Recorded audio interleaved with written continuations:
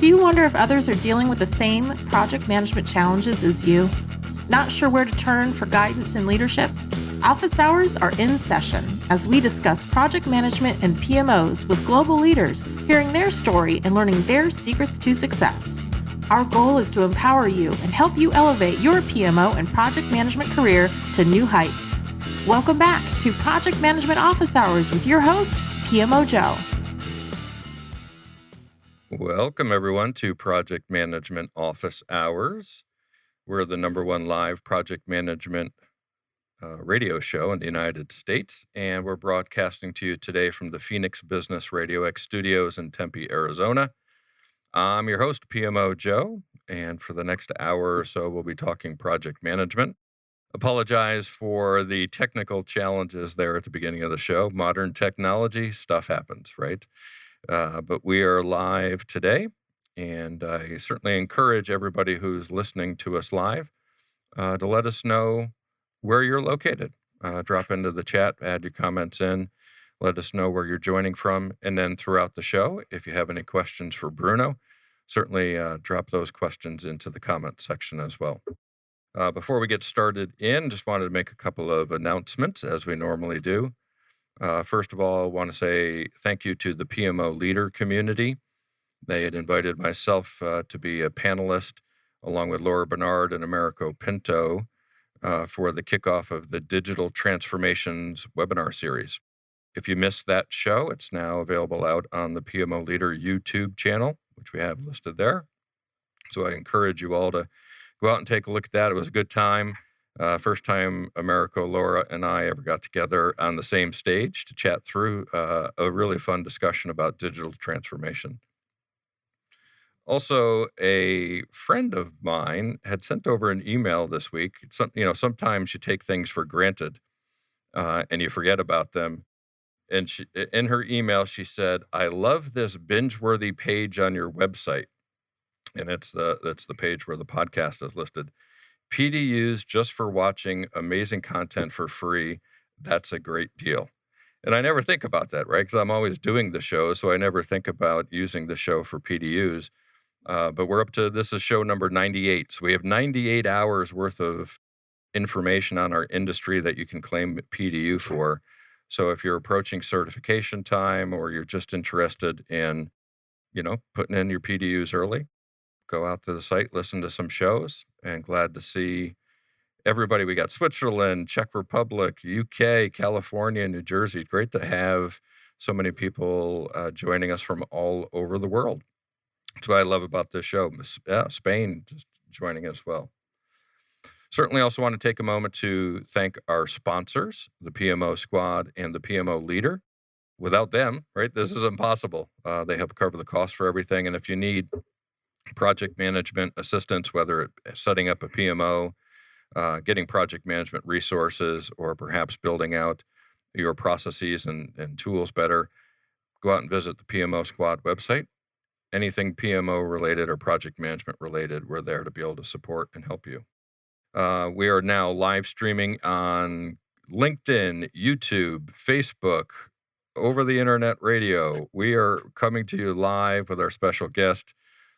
So we're here to interact with you. As I mentioned, let us know where you're joining us from, and also let us know any questions you have or comments during the discussion.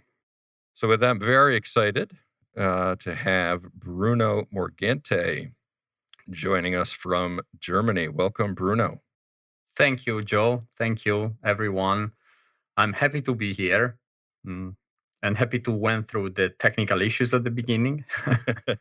It's always fun to be live. That's the beauty of our show. It is, right? It is. The recorded podcasts are great. You can cover all your mistakes. When you're live, we give it our best shot, and hopefully it works out okay.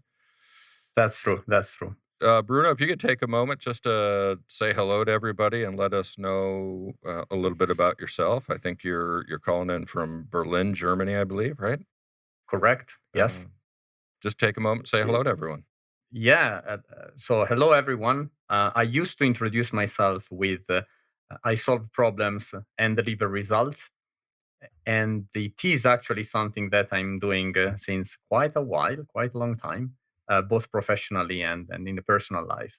So my name is Bruno Morgante, and I am Italian from Milano, but I am living in beautiful Berlin, Germany, since 8 years and a half now.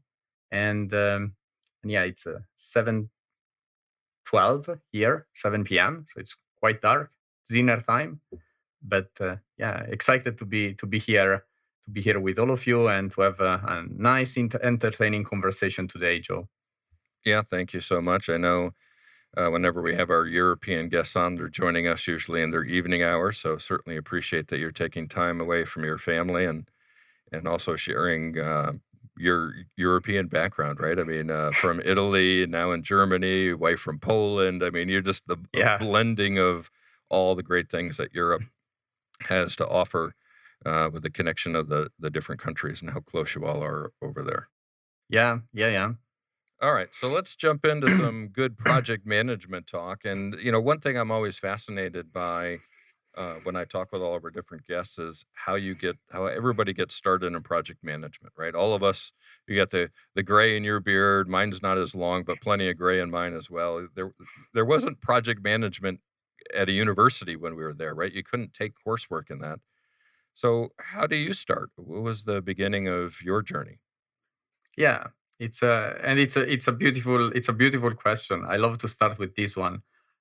It was in the year 2005, kind of, when when I started. I joined just fresh after the university, a multinational company. It's a manufacturing company, French manufacturing company, Alstom, and I joined in their IT department as a starter, stagiaire, intern, doing particularly business analysis, and it was basically translating business needs into IT actionable things. And I did it for about 6 months, more or less, up to a point in which my manager at that time told me, "You know what, Bruno? I believe you're going to be a great project manager." And that moment, he saw in me something like being always planning things, being accurate, being very precise, detail oriented, focus on delivering.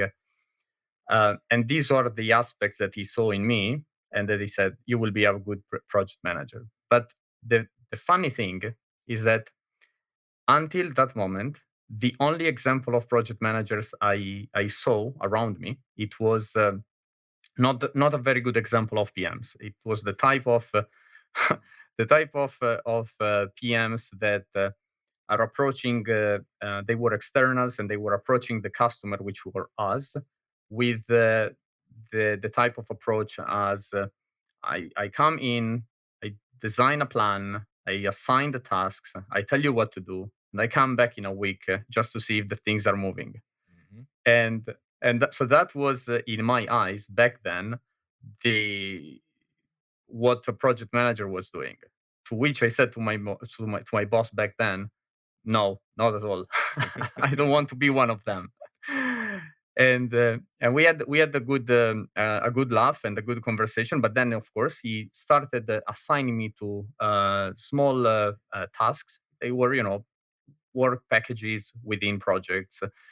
Later on, it became little projects. So I started the typical career. So it was small things, then small projects, bigger projects.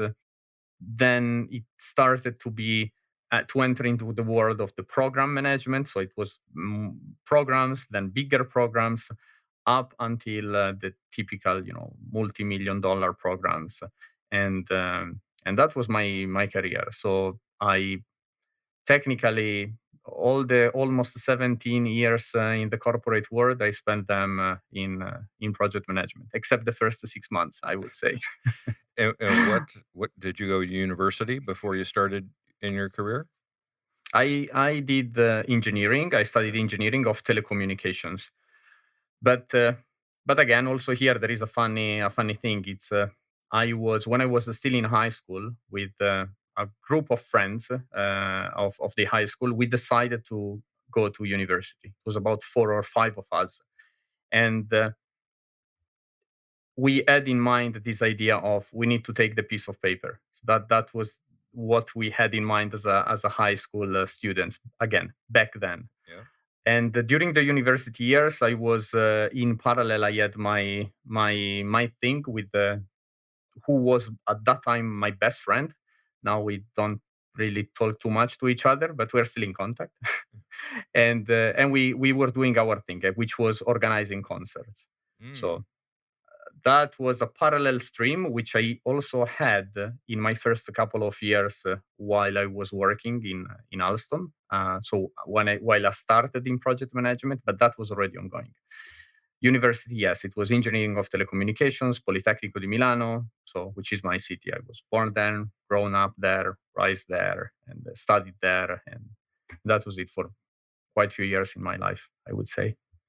So when we had met, I guess a couple months back or whatever, we talked about this. But I'm originally from New York, and in New York we love pizza. Certainly, we probably don't love pizza as much as the people in Italy.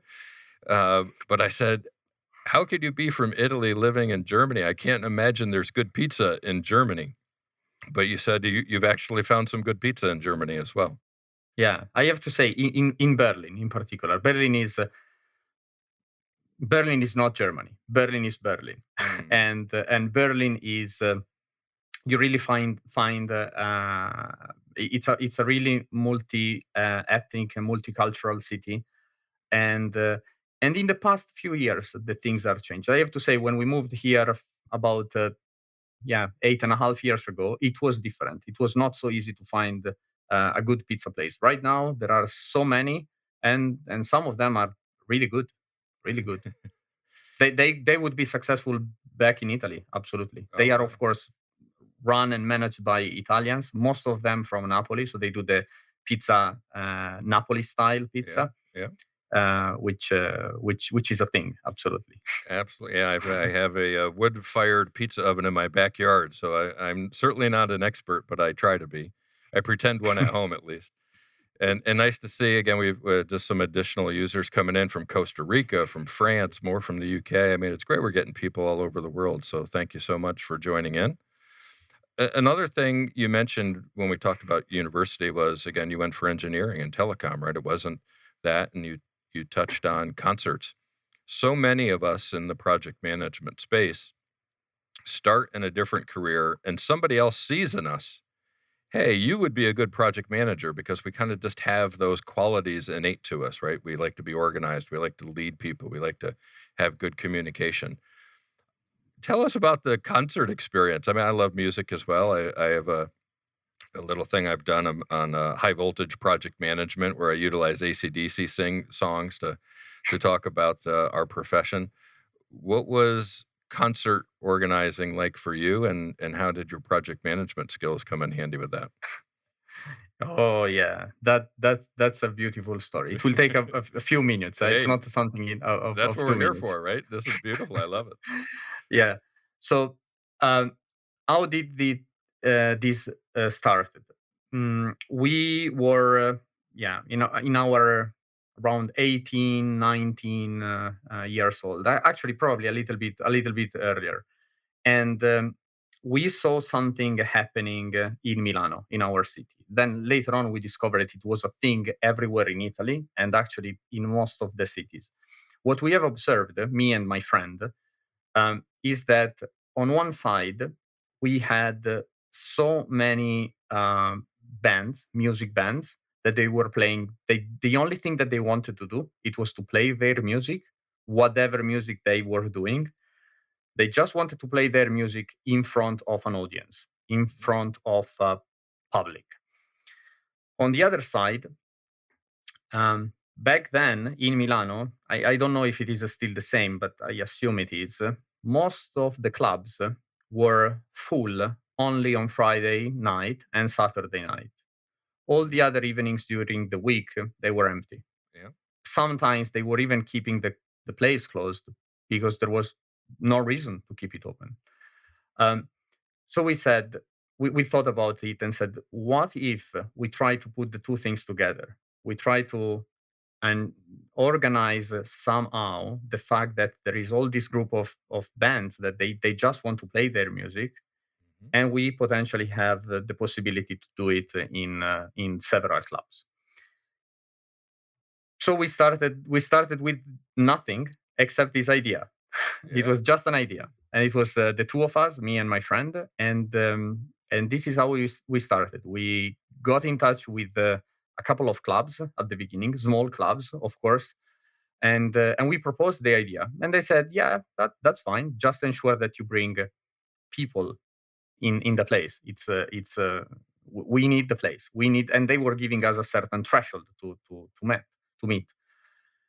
And then speaking with trying to find the bands, we started with a few bands, and then it was a bit more and a bit more, and we were able to make it work. We started, as I said, like that, and slowly we ended up growing and growing. We ended up having a lot of bands, any type of music, from the 15 years old kids playing pop rock, only cover rock songs, up until the 40 plus years old, basically professionists, great musicians that were doing any type of particular new age music, everything in the middle.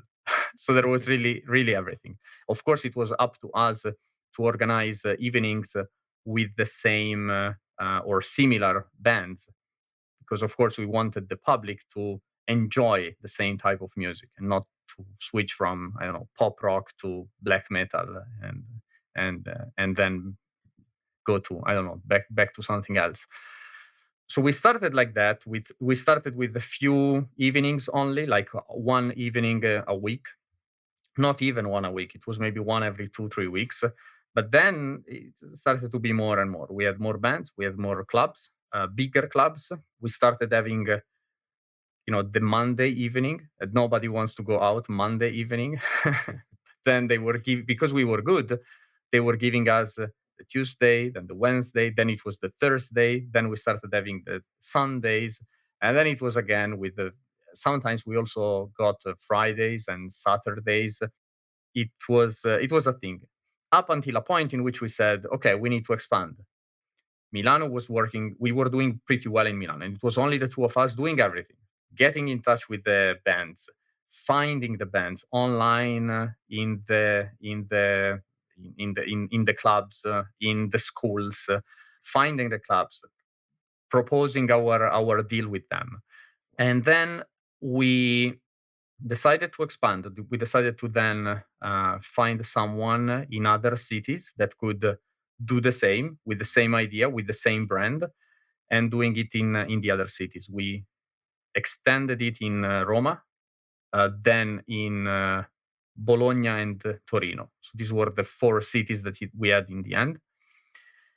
And of course, together with expanding, we also decided to do something more. We decided then to do a national contest. Oh, wow. So we were organizing and having the bands playing in their cities, going through the stages, and then to have the city, the winner of the city, and then all of them to come in Milano and play the final evening.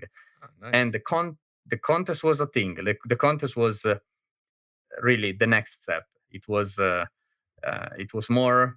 People loved it. Bands loved it. There was competition. There was. You could see it. It was really a thing. And yeah, so it was a great experience, I have to say. Yeah, absolutely. Yeah, that's fantastic. It makes me think of, for us who didn't grow up in Italy, I love the Foo Fighters, one of my favorite bands, and geez, it's several years back now, but there was the 1,000 musicians coming together over in Italy trying to convince the Foo Fighters to come play a concert Yes, in their small town, and yes, yes. that's one of In my favorite. Cesena, I think it Yeah, was. I think it was in Cesena. Yeah. that's right. And the beauty of that, the power of music, the Foo Fighters went there and played a concert, right? That's fantastic. So maybe the organizer of that, I've actually tried to invite him to come on the show. So if he's out there listening somewhere, I'd love to talk to that guy who helped organize that concert. Because to me, that's project management, right? Organizing 1,000 musicians to play one song with a stated outcome to be able to get the Foo Fighters to come. So you had the scope, you had the change management, you had the execution, and you had benefits realization all wrapped up in one. What an amazing project story to Yeah, tell. And it's same for yeah. you, right? Organize your project. What did you take away from all of that experience to bring into your project management career? Yeah, a lot. A lot. But if I have to nail it down to two things in particular, one of them is clearly communication, is the ability to communicate, which is not to say what you want to say, but to ensure that the other person understands what you want to say. The ability to communicate effectively with different type of stakeholders. For us, every day, not only when we had the events, but every day we had to speak with the bands. We had to communicate with the clubs, and we had to communicate with the public, which was round about 80 to 100, 120 people every evening. And you had people from all ages, different backgrounds. We had to speak with the technicians in the club. It will be the music staff. It will be the people at the bar or at the serving the food. We had to handle all of that. And if we would not have been able to communicate clearly, that would not have been possible at all. So definitely, communication is one of the two big things that I took away from that place. And you know it in project management, you definitely need to communicate with different stakeholders at every level. And Yeah. you have like the type of executive that is telling you have only 2 minutes of my time. Convince me, convince me that this this is the right thing to do in this project. Or you have the member in the project team, the one that needs to be inspired, the one that needs to be convinced that it is actually the right thing to do and not the other way around. So communication, absolutely, it's one thing. The other one is the negotiation skills. Mm. The negotiation skills, it is something I didn't know I had within me when I started this, but it is something that we quickly had to develop when you are in your early 20s, which was our age back then, and you deal with the owners or the managers of those clubs. It's not easy. Yeah. And the managers of of those clubs, they are a particular type of people everywhere in the world, not only in Italy, I can tell you. So you can imagine that for us, in some cases it was easier than others. In some cases it was extremely tough, extremely difficult. And negotiating with them, because of course they wanted this to happen, but they wanted the best for them, not for us. And we had to get the best not only for us, but also for our bands and for the public that was coming and attending the event. So it was tricky. It was tough sometimes. But then again, you can imagine that years later, when I remember when I was growing in my corporate career, when I was going through some of the interview stages, and it was like, oh, now I have to have an interview with the vice president. And for some of my peers it was like, yeah, well, that's a thing, that guy is a tough guy. Yeah. I was like, yeah, okay, I've done something more. Yeah. He's So not a club owner, right? exactly. Yeah. Exactly. So it's that these were definitely the two big things: communication skills, effective communication, and on the other side, negotiation skills. These are the two things that I took out as a biggest learnings, and that I definitely have been able to apply during all my career Yeah. from the beginning up until now. They are still with me. Yeah, those are obviously super powerful for good project managers. I'm going to take a risk right now and ask what the sign next to you says. I can read part of the sign, but let's take a leap of faith and see what this says. It says "Get it done," but before the "it" there is a grade S and a grade H. Yeah. Well, I love that.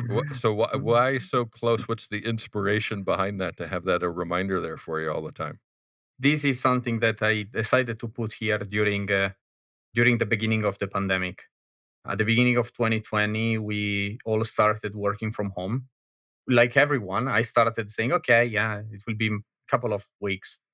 And then when we realized that it was longer, I had to set up my place, which is a corner of my bedroom. It's not my place. It's a corner of my bedroom. So I had some very very particular constraints that I had to follow. My wife is a designer, so you can imagine I could not just do bad stuff. And I absolutely wanted to have something next to me, which I knew it was going into the video, and something that would represent me. And as I mentioned at the beginning, I get things done. I said this is perfect. So it's not actually a motivational poster for me, but it's me. Yeah, I love it. When we were live radio, I would never worry about saying what it says, but being live on LinkedIn, I don't know if they have filters on there of listening to what content's being produced, but I believe uh, I believe that's as project managers, that's our whole purpose, right? I mean, it's to accomplish stuff, it's to get stuff done. Uh, Yeah, so it's yeah, great to see that that's up there next to you as a reminder every day of who you are and yes. at the core. Yes, and it's a good thing. If I may say, if there are project managers listening to us, when I interview a project manager, this is what I want to perceive. This is what I want to get from them. It's like why you do what you do. It's because you want to get things done. You want to get things delivered. That's the point. The rest makes sense. It's helpful, but it's about getting things done. Our next show, we're going to have Ben Peters joining us from South Africa, Cape Town. And I chatted with him yesterday, and we were just reminiscing about early career stories that helped shaped us. And I won't share his story because he'll do it in the next show. But there's a get shit done story that's instrumental in his career as well. So I think the successful people realize that early, right? Hmm. It's so important to accomplish something, not just do something. And it's again for those who are listening, and if you're early in your careers or even late in your career, if you don't have that mindset as a project manager, we strongly encourage that to happen. So, Bruno, you shared with us the beginnings of project management and the career growth that you had, but eventually you get to PMO leadership, right? How is being a PMO leader different than being a project manager? Yeah, it is different, really, a lot different. For me, the transition was happening about 6 years ago, kind of 6 years ago. Immediately, I realized that I was transforming from being an individual contributor that has to get things done, into someone who is responsible for the people who are responsible for getting things done. Like there was no training about that in my company. It was like the typical thing, like, okay, you have the opportunity, we think you are the right one. I got the position, and then it was about, yeah, make it happen. Yeah, yet again.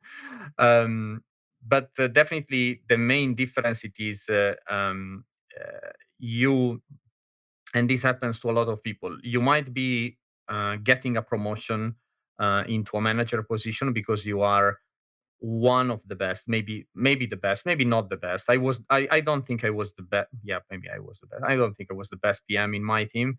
It, but I was one of the good ones, and we were a great team, a bunch of all alpha men and alpha women, a an army of delivery machines. It was amazing.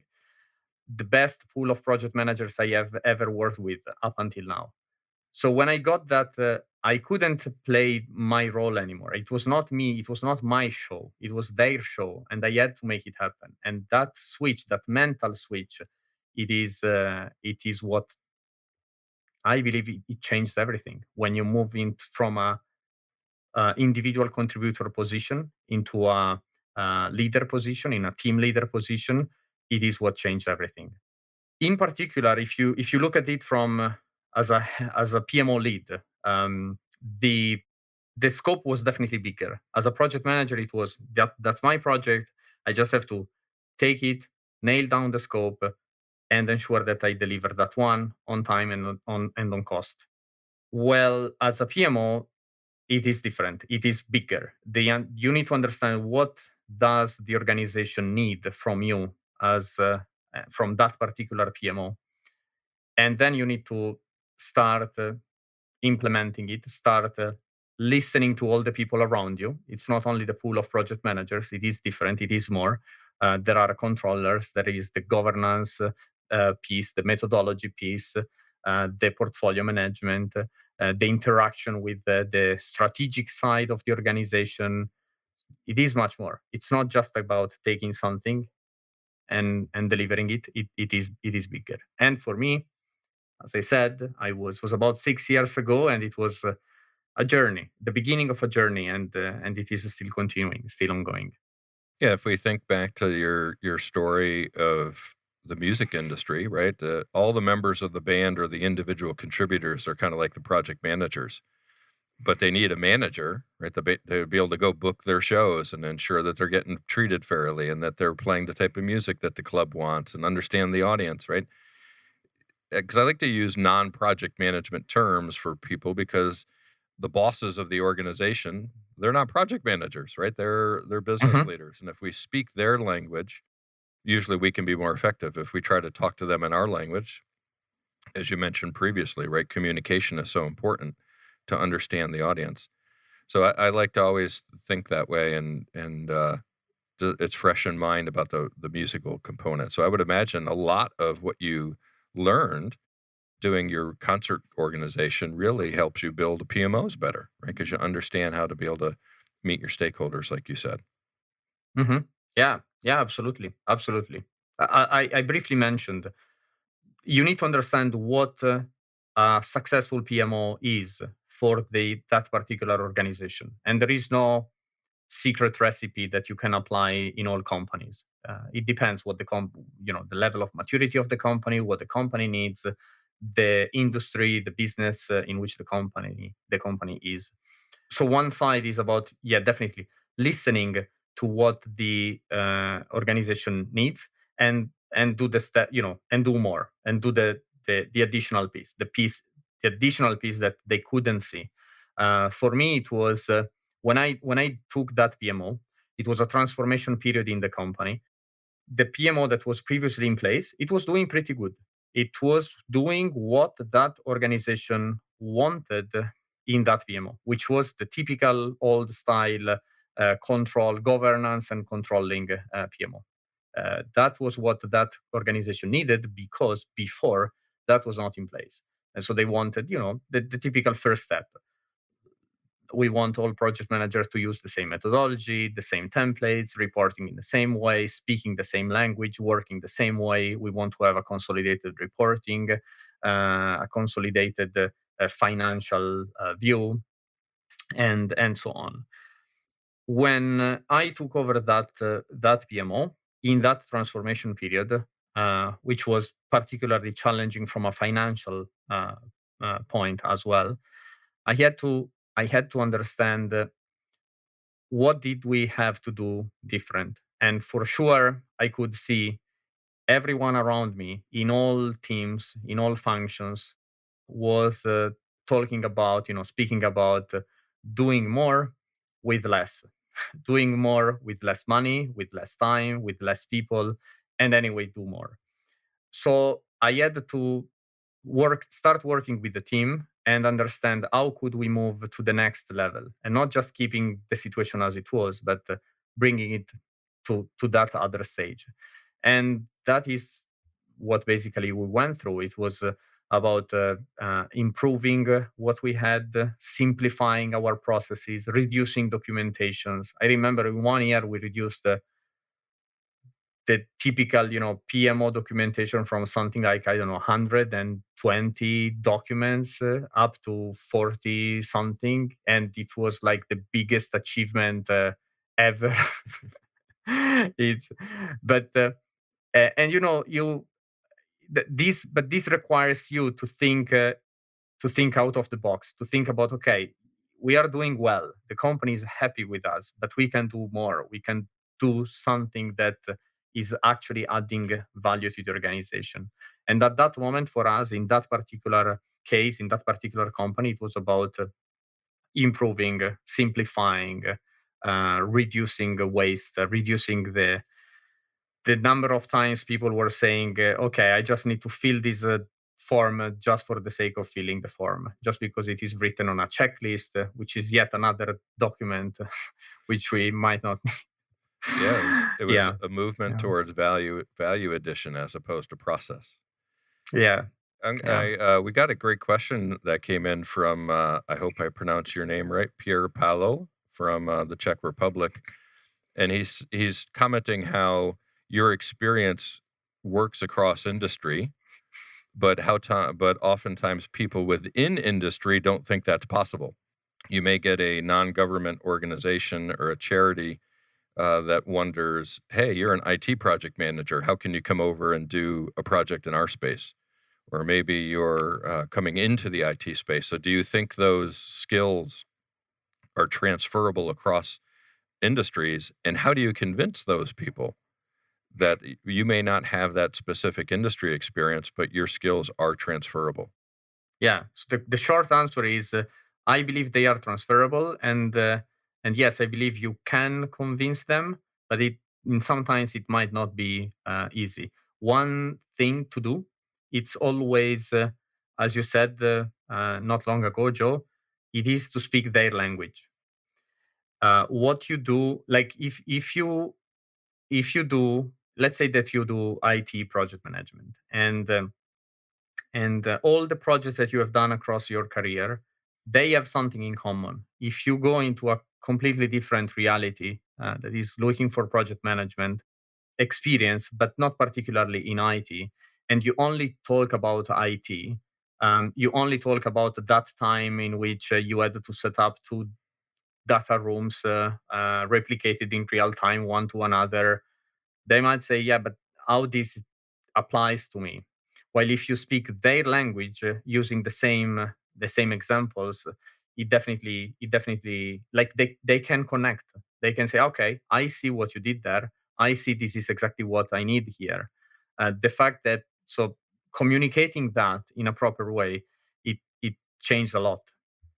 Yeah, Al- I would agree with you, and I'd add in again using my non-project management speak to them. I'd say, listen, if I'm an electrician who primarily helps wire homes, and I get asked to be an electrician who builds an arena, it's much larger in scale, and it's a different municipal rules and regulations involved in a public place.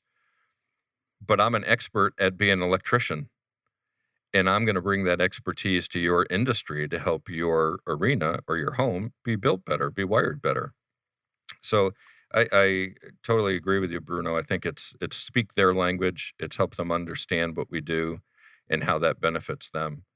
and if I can just to underline, I'm not saying it's easy. I'm not Sure, saying that's right. it is easy. I'm not saying just speak their language and it will work. No, not at all. There are some companies that will just say, if you don't have that particular experience, I don't even want to talk to you. I'm not saying it's right. I'm not doing it. For example, when I interview for people joining my reality, my PMO, I don't put that type of filters, but I do exactly what I'm saying here. I want them to listen to them telling me their story in a way that they can convince me that they have what I'm looking for. Yeah, I think with the PMO squad, we had an example. We had never worked in the semiconductor industry, and we were invited by a client to come in and help them improve project management. We were starting from scratch. I didn't know anything about designing chips and making chips and the process involved and the vendors. But by the end of our engagement, we had turned around that company's ability to deliver their projects on time because we brought to them a unique skill set. So we married those two skills and made sure that we provided value. So you're right. It's not easy, but collectively, it actually can be more impactful, I think.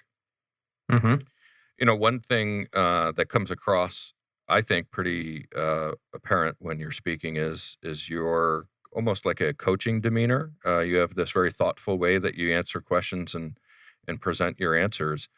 And I think that's probably a lot to do with the amount of mentoring that you do. And I know that's very important to you as well. Can you talk a little bit about mentoring and how important that is and what you're involved in with that? Yeah, of course, of course. And I love it. I love the question, and I love the topic. Mentoring is something I didn't particularly look into until a few years ago. Like I later on, I realized it is something that I've been doing, and I have been getting as a mentee from mentors in my past, without knowing that that was actually mentoring. I didn't like I knew something special was happening, but I didn't know how that special thing was to be called. How it started with me, it was kind of around the same time in which I started leading a PMO, so about 6 years ago, more or less. And there was a colleague of mine. She was a young manager herself as well, and an amazing person. And she approached me and she said, "Bruno, I have a new starter in my team, and she's struggling with few topics, in particular being stakeholder management and being strong on her position in front of others that were 2 or 3 levels above in the organization." She approached me and she said, "I think she would definitely benefit from your support. Are you willing to help?" And I said, "Yeah, of course." And this is how it started. This is actually how my first mentoring experience started. I started with this mentee. We went on for about 9 months, more or less. It was our the duration of that mentoring relationship, which later on we continued, but definitely not in a very structured way. And then after that one, I had another one, then I had another one, and then I started having two mentees at the same time in parallel. And until that moment, all of this was happening face to face in reality, or in a mix of face to face and over the phone. Like we were not using video, it was mostly face to face up until the beginning of the pandemic. Then that was when I decided that I absolutely wanted to give back much, much more back to society. So decided to carve out a lot of my free time to support people. And for a while, I tried to, I helped a group of volunteers building a coaching, a pro bono coaching platform, but that's another story. Then in parallel, I started also doing much more mentoring, pro bono mentoring online on different platforms, of course, like the mentoring club being the biggest one, which is it's a non-profit organization based here in Berlin. But I did also through my university, Politecnico di Milano. They contacted me for being a mentor for some of the students. I did it last year, and I just started a new session now. PMI in Poland chapter, my project mentor, and there are probably other 2 or 3, but these are, I would say, the biggest one. The mentoring experience is something special. If you have never tried it before, it's difficult potentially to understand the benefits. But having someone who has been there and has gone through what you are going through or what you want to go through, and it is there to help you, to guide you through that journey, it is a very, very big added value for the mentee. But not only for the mentee. And this is where a lot of people, they think that the mentor doesn't get anything out of the relationship, which is wrong. You don't know how many times I get incredibly good, challenging questions from my mentees. And I'm like, I never thought about that way. And then I use it, I work on it, I use it as an opportunity to self-reflect on myself on that particular topic and to prepare myself. So this relationship helps also the mentors. It's not only something that it's not only beneficial for the mentees, and this it's something that again I didn't know it was the case up until I tried it myself on my skin, and it's beautiful. Yeah, I echo everything you just said, and applaud you for the time that you volunteered to be a mentor.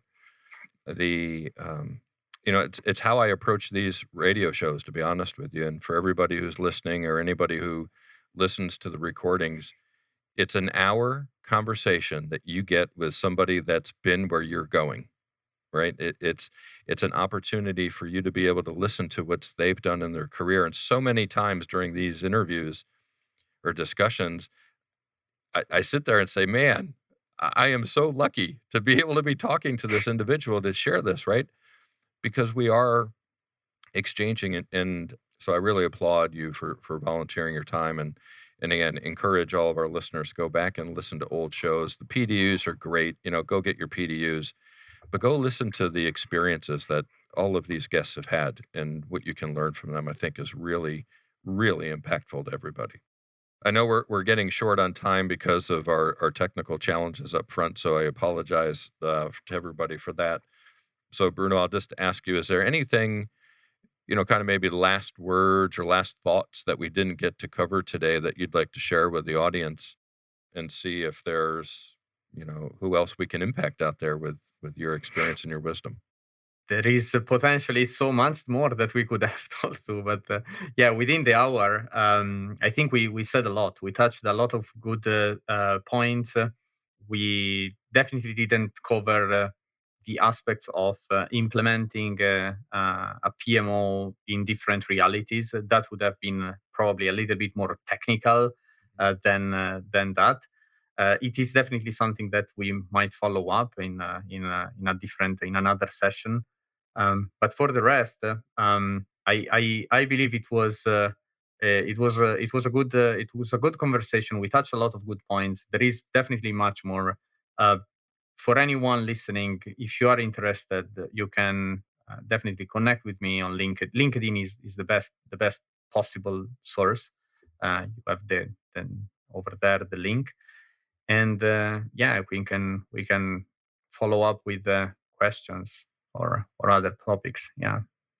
Yeah, we will definitely look to have you either on PMO Squad or PMO Leader. We'll bring you on and dig into the PMO components. I know you've had a tremendous experience merging PMOs, separating PMOs, building PMOs, and I think those conversations are really valuable. Unfortunately, again, with the late start today, we ran out a little bit of a time. So I thank you for coming out, Bruno, and really appreciate all of your insights, especially the comments there at the end on mentoring. So thank you for that. And certainly thank you to our audience who joined from all over the world as well. A reminder that these shows are live, of course, as we've proved at the beginning with our technical difficulties, but we record them also, right? So you can go out to Project Management Office Hours website and be able to capture all the past shows, right? To be able to capture everything. So also want to remind everybody that we've got a great lineup of guests coming up. I'm super excited for all the additional guests we have coming up the rest of the year. I had mentioned Ben Peters from South Africa, who's coming up on the next show. The show after that will be show 100. I can't believe we're at 100 shows. It'll be on April 7th. We've got a couple of special guests joining us for that. Then we'll get Tim Creasy from ProSci, Louise Worsley from South Africa, Ricardo Martin from Spain, Sanjeev Augustine here in the U.S. We'll get Melissa McDonald, the Smart PM. We have a guest scheduled for later this year, Maria Abdelina. And I don't know if Maria is going to be able to join us because she lives in Ukraine. Stay tuned for that one. And just say our thoughts are with all of the folks in Ukraine, and everybody that's listening. Hopefully you can send your positive thoughts and prayers over to them as well. Not trying to be political on the show because that's not who we are. But when you have a guest who's impacted by current world affairs, it's home, right? So Maria is a great leader of a PMO over there, was one of the finalists for PMO of the Year, one of the top 4 PMOs of the year with the PMO Global Alliance. So Maria, if you're listening, which I'm sure you're not, we're thinking about you and all of your fellow country folks and rooting for you as you go through this invasion. Again, reminder, all these shows are recorded, and you are invited to go out there and subscribe on your favorite podcast platform, whether that be Apple Podcasts, Spotify, or iHeartRadio, or others. Thank you to our sponsors, of course, the PMO Squad and the PMO Leader. That's it for now. Office hours are closed. Until next time, I'm PMO Joe, and you've been listening to Project Management Office Hours. Thanks for listening to another episode of Project Management Office Hours with PMO Joe. You're not alone in your project management journey. We're here to help you achieve your goals. Subscribe to Project Management Office Hours on your favorite podcast platform to catch all of our episodes and hear industry leaders share their story and secrets to success.